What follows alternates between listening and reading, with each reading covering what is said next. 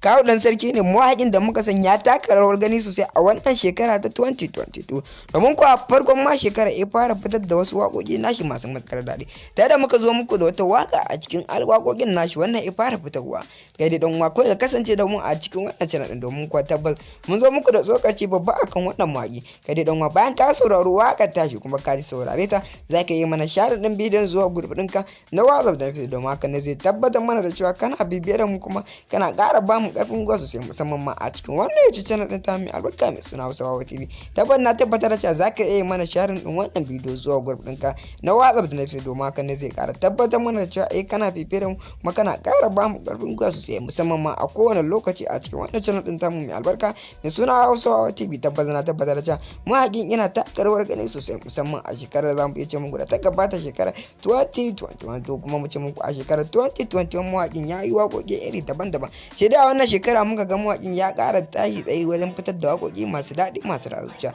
ta da daidai wannan lokaci za mu dakata mu samu ku fitaccen waƙa wannan fitaccen mawaƙi wannan aka fi sani wata kan da Kawu Dan Sarki domin Kawu Dan Sarki mawaƙi ne wannan ita taka rawar gani sosai kuma soya suka bibi waƙoƙin shi suka ji daɗi su kuma suka yaba da su bara mu sama waƙar tashi a daidai wannan lokaci kuma a cikin wannan channel ɗin ta mai albarka ne suna Hausawa TV.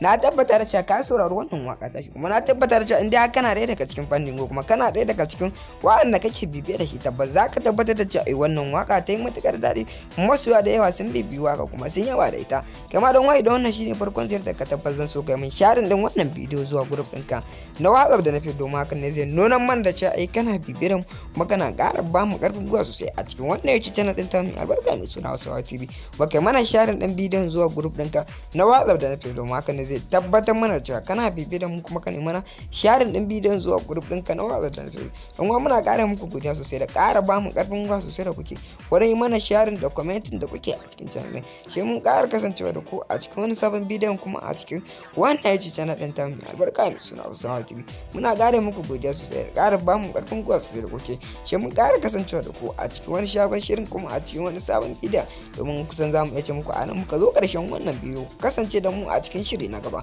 kuma a cikin wannan YouTube channel din ta mai albarka mai suna Hausawa TV mun gode sosai da ƙara ba mu ƙarfin gwiwa da kuke madalla.